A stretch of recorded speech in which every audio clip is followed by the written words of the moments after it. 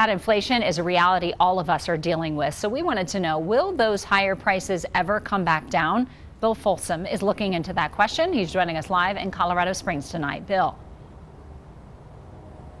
Yeah, Diane, we're all dealing with it. Prices rising at a rate not seen in 4 decades. Well, we spoke with a UCCS professor who says as far as inflation, yes, that can be slowed. But part two, if you're hoping for those prices to come down like they were a year ago, well, that's not likely anytime soon.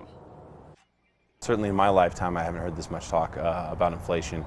At the gas pump, grocery store, looking to buy a house, there's an alternate definition for inflation. Everyday people are dealing with things that cost a lot more. We don't like seeing inflation up around 7-8% consistently. UCCS economics professor Joe Craig explains that 7 to 8% is an average of multiple economic indicators, some higher, some lower, and the rate, it adds up over time. It is a lot of money. It makes a big difference in everyone's individual decisions on what they choose to buy, what they can buy, what they can afford to buy.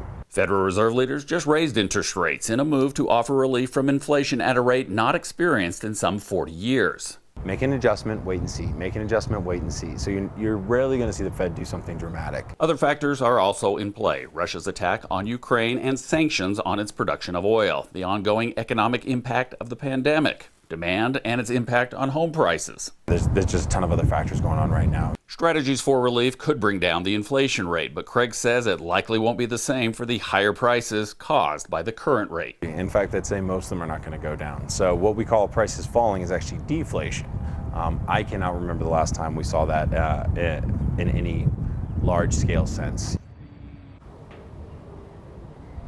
Now, in the inflation equation, there are some outliers or exceptions, if you will. For example, gas prices are dependent on supply, also demand.